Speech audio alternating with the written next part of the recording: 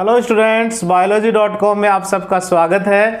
आज के इस वीडियो में हम 12th एग्रीकल्चर का अगला जो पादप रोग है वो पढ़ने वाले हैं, जिसका नाम है नींबू का कैंकर रोग। ये है जो रोग है वो पूरे विश्व में प्रसारित है। तो ये हमारे जो जितने भी सिट्रस प्लांट्स होते हैं, नींबू, संतरा जो है, उन सभी में इस रोग का प्रकोप है। और ये रोग न केवल कृषि की दृष्टि से बल्कि हमारे सिलेबस की दृष्टि से भी बहुत महत्वपूर्ण है, क्योंकि हमेशा यह एक बड़े प्रश्न के रूप में आता है 12th एग्रीकल्चर में। और जितने भी प्लांट पैथोलॉजी से संबंधित चैप्टर हैं, चाहे वो बीएससी में हो, चाहे आपके एग्रीकल्चर जब आप बीएससी करोगे, तब सभी स्थितियों में इससे संबंधित प्रश्न हमेशा आते हैं और आते रहेंगे। तो हमें इसे बहुत डिटेल से पढ़ना है और बहुत बहुत महत्वपूर्ण ये रोग है। आइए समझते हैं इस रोग में क्या क्या इसकी मुख्य विशेषताएं हैं, क्या क्या इसके मुख्य लक्षण है, कौन सा इसका रोगजनक है, क्या इसका रोग चक्र है, उसे हम डिटेल से इस वीडियो में समझने वाले हैं। बात करते हैं नींबू के कैंकर रोग के उत्पत्ति स्थल की, कि यह सबसे पहले कहाँ उत्पन्न हुआ, सबसे पहले कहाँ इसकी उत्पत्ति मानी जाती है। तो ये जो रोग है वो भारत या जावा में जो है इस रोग की उत्पत्ति मानी जाती है। भारत या जावा में यह उत्पन्न हुआ रोग। लेकिन अब पूरे विश्व में जहाँ पर भी सिट्रस प्लांट्स जैसे नींबू, संतरा है, ये बोए जाते हैं, वहाँ इस रोग का प्रसार है। भारत में सबसे पहले ये रोग जो है वो भारत का जो देहरादून शहर है उत्तराखंड में, वहाँ देखा गया सन 1927 से 31 के बीच में। इसे देखने वाले जो वैज्ञानिक थे वो थे फ्रॉसेट और जेनकिंसन। फ्रॉसेट और जेनकिंसन ने इसे सबसे पहले देखा कागजी नींबू में। कागजी नींबू में। तो आपको यह याद रखना है कि सबसे पहले भारत में ये रोग देखा गया तो कहाँ देखा गया, तो यह है सन 1927 से 31 के मध्य देहरादून में देखा गया। देखने वाले जो वैज्ञानिक थे वो थे फ्रॉसेट और जेनकिंसन। कागजी नींबू में ये रोग सबसे पहला पाया गया।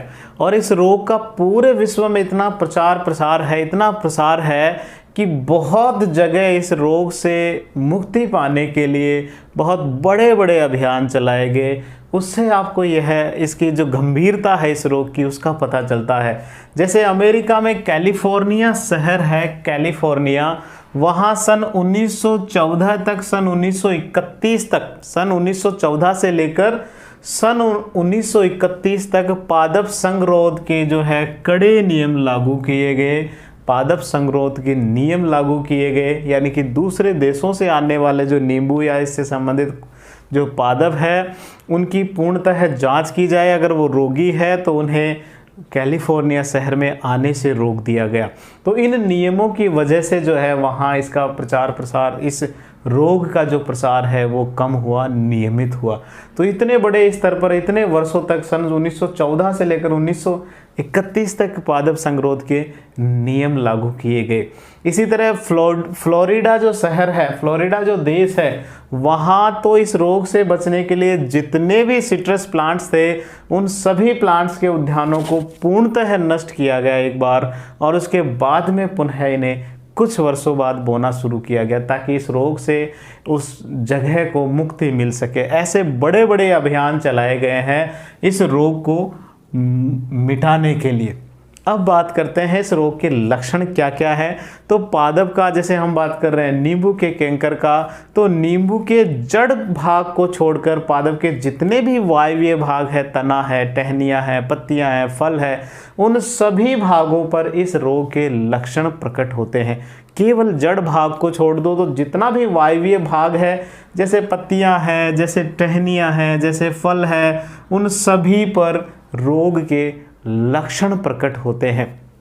लक्षणों की बात करें, कैसे लक्षण नज़र आते हैं, तो पत्तियों में जो है इसका जो कैसे प्रभाव देखते हैं, तो छोटे छोटे गोलाकार संरचनाओं के जलासिक्त धब्बे इसमें नज़र आते हैं। हमने पहले भी कुछ वीडियोस में जलासिक्त धब्बे पढ़े हैं। ऐसे धब्बे जो खुरदरे हों, जो जल से भरे हुए, थोड़े नम नज़र आए, भूरे, गहरे भूरे, बीच में क्रेटर जैसे, गड्ढे जैसे नज़र आए, ऐसे धब्बों को जलासिक्त धब्बे कहते हैं। देखो, जल आसिक्त धब्बे, जल से भरे हुए धब्बे। धब्बे तो होंगे लेकिन वो शुष्क नहीं होंगे बल्कि नम होंगे, गीले होंगे। ये जो धब्बे होते हैं पत्तियों में, जैसा कि आप यहाँ चित्र में देख रहे हो, ये एक नींबू की पत्ती का चित्र आपके सामने है जिसमें आप देख रहे हो कि कितने सारे धब्बे नज़र आ रहे हैं।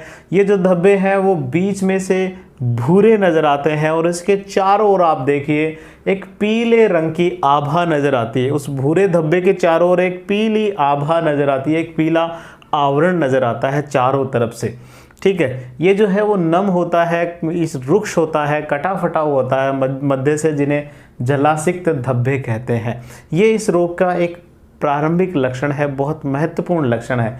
शुरुआती अवस्था में ये जो पत्तियों में लक्षण नज़र आते हैं वो पत्तियों के अधर भाग में नज़र आते हैं, निचले भाग में नज़र आते हैं। लेकिन अगर इसका प्रकोप ज़्यादा है तो ये संपूर्ण पत्ती पर निचले और जो पृष्ठ भाग है उस पर भी इसके लक्षण प्रकट होते हैं।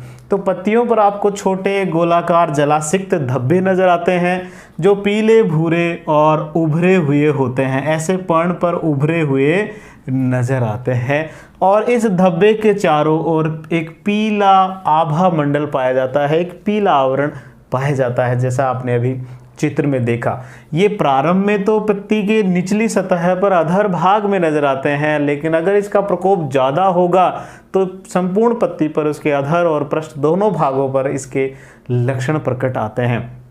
अगर इसका प्रकोप और ज़्यादा रहा तो पत्तियों पर ये जो धब्बे हैं वो और बड़े होकर गहरे धूसर रंग के हो जाएंगे और बीच में से ये खुरदरे नज़र आएंगे, रुक्ष नज़र आएंगे। आप अगर उनको छू के देखें तो आपको खुरदरे महसूस होने वाले हैं और लकड़ी जैसे काष्ठीय हो जाते हैं, कठोर हो जाते हैं और पत्तियाँ बहुत ज़्यादा भूरी पीली पड़कर नीचे टूटने लगती है, गिरने लगती है। ये पत्तियों पर दिखने वाले लक्षण हैं। और अगर इसका प्रभाव टहनियों पर हो, तने पर हो या फलों पर हो तो तने पर या टहनियों पर अगर इसके लक्षण नज़र आते हैं तो वैसे ही कुछ पत्तियों जैसे लक्षण ही है, लेकिन इसमें पीली आभा मंडल का जो देखना होता है वो नहीं होता। पत्तियों पर उसी तरह जैसे आप यहाँ तने को देख रहे हो, इस तने में गहरे भूरे रंग के धब्बे नज़र आ रहे हैं जो धीरे धीरे पूरे तने पर फैल रहे हैं, लेकिन इसमें पीला कोई आभा मंडल नहीं होता है। ऐसे ही लक्षण फलों पर भी इसके नज़र आते हैं, कुछ पत्तियों जैसे ही, वही भूरे, कुछ रुक्ष खुरदरे से और मध्य से क्रेटर जैसा एक गड्ढा उसमें पाया जाता है फलों में। और फलों में इस तरह के ये भूरे धब्बे होने की वजह से फलों की जो गुणवत्ता है उसमें कमी आती है। फल जो है वो पकने से पहले ही, मोटे होने से पहले ही, बहुत छोटी अवस्था में ही गिरना प्रारंभ हो जाते हैं और उनकी गुणवत्ता यानी कि रस के लिए अगर नींबू जाने जाते हैं तो उस रस में भी कमी आएगी और उसकी जो बिक्री है वो भी कम होगी। ऐसे दागदार और धब्बेदार जो नींबू होते हैं वो बिक्री में भी जो है वो कम होते हैं। और अब बात करते हैं इस रोग का रोगजनक कौन सा है, पैथोजन कौन सा है। तो ये जो रोग होता है नींबू का, कैंकर रोग, यह जैंथोमोनास एक्सोनोपोडिस पैथावर सिट्राई द्वारा होता है, जो एक जीवाणु है। ये क्या है? एक जीवाणु है, बैक्टीरिया है। बहुत बार जनरल साइंस में ही, साधारणतः बहुत सारी कंपटीशन एग्जाम्स में सीधे सीधे ये प्रश्न पूछा जाता है कि नींबू का कैंकर रोग किसके द्वारा होता है, और ऑप्शन में वायरस या बैक्टीरिया या फंगस या कोई प्रोटोजोआ ऐसा ज़रूर होता है। तो सबसे पहले आपको ये याद रखना है कि ये जो रोग है वो किसकी वजह से होता है। तो ये रोग जीवाणु है, जीवाणु की वजह से होता है। जीवाणु का नाम क्या है? जीवाणु है जैंथोमोनास एक्सोनोपोडिस, जिसका पैथोवर है सिट्राई। जैंथोमोनास एक्सोनोपोडिस सिट्राई, जैंथोमोनास एक्सोनोपोडिस पैथोवर है सिट्राई। आपको यह जानना भी चाहिए कि आखिर ये पैथोवर क्या होता है। तो पैथोवर हम उन जीवों के लिए, उन रोग जनकों के लिए यूज़ करते हैं जो किसी स्पेसिफिक जाति को जो है प्रभावित करते हैं, किसी विशेष जाति को ही रोगी करते हैं, दूसरे किसी होस्ट में नहीं लगते हैं। ऐसे जो जातियां होती है, ऐसे जो विशेष समूह होते हैं, उसके लिए शब्द की यूज़ किया जाता है पैथोवर। जैसे ये सिट्राई पैथोवर जो है वो सिर्फ सिट्रस प्लांट्स को ही अफेक्ट करता है, अन्य किसी प्लांट्स को अफेक्ट नहीं करता। तो ये जो जीवाणु है उसका नाम एक्सोनोपोडिस ज़ैंथोमोनास एक्सोनोपोडिस पैथोर सिट्राई है। ये जो ज़ैंथोमोनास है, ये ज़ैंथोमोनास छड़ाकार होता है। कैसा होता है? छड़ के आकार का, इस तरह बेलनाकार, लंबा बेलनाकार होता है, छड़ाकार होता है और इसमें एक ही कसाब पाया जाता है। ये मोनोट्राइकस होता है, एकल कसाभिक होता है। ये जीवाणु कैसा होता है? एकल कसाभिक होता है, इसमें एक कसाब ही पाया जाता है, एक ही फ्लैजिला पाया जाता है। ये बैक्टीरिया जो है वो ग्राम नेगेटिव होता है। कैसा होता है? ग्राम नेगेटिव ये बैक्टीरिया होता है और वायवीय शोषण करने वाला होता है, वायवीय होता है। इसकी अगर हम लैब में अगर इसे ग्रो करते हैं, इसे ग्रोथ हम करवाते हैं लैब में, तो इसकी जो कॉलोनी हमें नज़र आती है, इसकी कॉलोनी वो चमकीली पीली नज़र आती है। कैसी नज़र आती है? चमकीली पीले रंग की इसकी कॉलोनी नज़र आती है। जब हम लैब में कल्चर मीडिया में से ग्रोथ करवाते हैं तब ये चमकीली पीली नज़र आती है इसकी, इस बैक्टीरिया की कॉलोनी। तो जो ज़ैंथोमोनास होता है वो छड़ाकार होता है जिसमें एक कसाब पाया जाता है। ये ग्राम नेगेटिव होता है, वायवीय होता है और इसकी कॉलोनी चमकीली पीली नज़र आती है। अब बात करते हैं इसके रोग चक्र की कि कैसे ये एक प्लांट से दूसरे प्लांट में और फिर उसका पूरा संक्रमण होता है। तो देखो, इस रोग का जो है, ये जो कैंकर रोग है, इस कैंकर रोग का संक्रमण एक पादप से दूसरे पादप में और पादप के एक भाग से दूसरे भाग में जो होता है वो वायु द्वारा, हवा द्वारा इसके जो जीवाणु हैं वो दूसरे पत्तियों पर या दूसरे पादपों पर पहुंचते हैं, या वर्षा के जल के साथ ये जो है वो दूसरे पादपों या दूसरे भागों तक पहुंचते हैं। इसके अलावा एक कीट है, बहुत सारे कीट ऐसे हैं जो पत्तियों के अंदर अंदर गति करते हैं, उनके लार्वा, उन्हें लीफ माइनर कहते हैं। जैसे चित्र में आप ऐसे देख रहे हो, ये अंदर ही अंदर जो है वो पत्ती के अंदर मूवमेंट करते हैं और अन्य पादप के भागों को, पत्तियों के भागों को खाते हैं, उन्हें कहते हैं लीफ माइनर।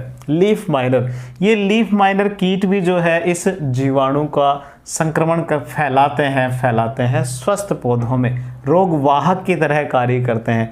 तो इस रोग के वाहक हैं वायु है, वर्षा जल है और लीफ माइनर कीट है।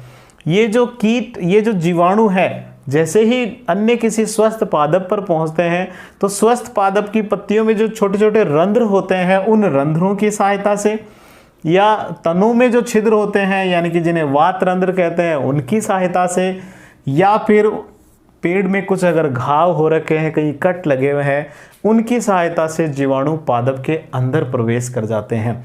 ठीक है, तो ये हवा, वायु या लीफ माइनर द्वारा पादप तक पहुंचे, फिर पादप के रंध्र, वात रंध्र या घाव द्वारा उसके अंदर प्रवेश कर जाते हैं और वहां अंदर प्रवेश करके जो कोशिकाओं के, इस तरह जो कोशिकाएं होती है और कोशिकाओं के बीच में जो खाली जगह होती है, जिसे हम इंटरसेलुलर स्पेस कहते हैं, अंतराकाशीय अवकाश कहते हैं, वहाँ ये बैक्टीरिया प्रजनन करते हैं, गुणन करते हैं और अपनी संख्या बढ़ाते हैं और इस तरह पूरे पादप में धीरे धीरे फैलने लगते हैं। ज़्यादातर ये जो बैक्टीरिया है, ये जो ज़ैंथोमोनास है, ये अधिक तापमान में सक्रिय रहता है, यानी कि गर्मियों के दिनों में अधिक सक्रिय रहता है 20 से 35 डिग्री वाले तापमान में, और पीएच इसे ज़्यादा चाहिए होते हैं। इसे आरएच, इसकी जो रिलेटिव ह्यूमिडिटी जो होती है, इसकी जो आर्द्रता होती है, आपेक्षिक आर्द्रता जो होती है, वो इसे ज़्यादा चाहिए और वो आपेक्षिक आर्द्रता है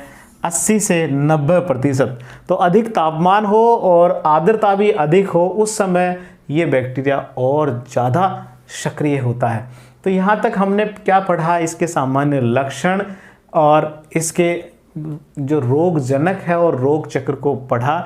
इसे आप उतारें या इसका स्क्रीनशॉट लें, इसके बाद हम इसके प्रबंधन की चर्चा करेंगे।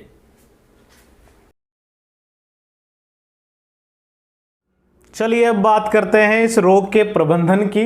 जब भी हम प्रबंधन की बात करते हैं तो हम प्रबंधन 3 बिंदुओं में पढ़ते हैं: सस्य प्रबंधन, जैविक प्रबंधन और रासायनिक प्रबंधन। सबसे पहले बात करते हैं सस्य प्रबंधन की। तो जिस पादप पर, नींबू के जिस पादप पर इसके लक्षण नज़र आते हैं, उस पौधे की अच्छी तरीके से कटाई छटाई करने हैं, उसके सभी भागों को, जो भी रोगी भाग है उन सभी भागों को काट कर नष्ट कर देंगे और उसके बाद में उस पादप पर बोर्डो मिश्रण का छिड़काव कर देते हैं। साथ ही हम जो है नींबू की जब नर्सरी बनाएं तो वो नर्सरी अगर ऊंचे स्थानों पर बनाया जाए तो इस रोग के जो फैलाव होने के जो चांसेस हैं वो कम रहते हैं। बात करें इसके जैविक प्रबंधन की, तो जब भी हम जैविक प्रबंधन पढ़ते हैं तो हमें ये बहुत महत्वपूर्ण कैरेक्टर में पढ़ने को मिलता है कि हमें रोग प्रतिरोधी किस्मों का प्रयोग करना है। कैसी किस्मों का? रोग प्रतिरोधी किस्मों का प्रयोग करना है। और यहाँ जो रोग प्रतिरोधी किस्में हैं नींबू की, उनमें है कागजी नींबू सबसे महत्वपूर्ण है, कागजी नींबू। इसके अलावा और भी है, जैसे SN2 है, संकर 2, संकर 4, ये सभी रोग प्रतिरोधी किस्में हैं नींबू की। कागजी नींबू, SN2, संकर 2, संकर 4, ये सभी रोग प्रतिरोधी किस्में हैं नींबू की, जिनका हम प्रयोग करके कैंकर रोग से हमारी फसल को बचा सकते हैं। बात करें रासायनिक प्रबंधन की, तो रासायनिक प्रबंधन में एक तो बोर्डो मिश्रण इस रोग में बहुत बहुत महत्वपूर्ण एक रसायन है जो उपयोगी है। बोर्डो मिश्रण 1% का छिड़काव अगर हम हमारे नींबू के पौधों पर करते हैं तो इस रोग से बचा जा सकता है। इसके अलावा लाइम सल्फर 0.2% का छिड़काव किया जा सकता है। एक प्रतिजैविक है जिसका नाम है स्ट्रेप्टोसाइक्लिन, प्रतिजैविक है, एंटीबायोटिक है, स्ट्रेप्टोसाइक्लिन 500 ppm का यदि हम हर 15 दिन के अंतराल पर पादप पर छिड़काव करें तो नींबू के कैंकर रोग से हम हमारे नींबू की फसल को बचा सकते हैं। ठीक है बच्चों, तो आज के लिए इतना ही। इसी तरह जुड़े रहें biology.com के साथ, अपने ज्ञान में वृद्धि करते रहें। धन्यवाद।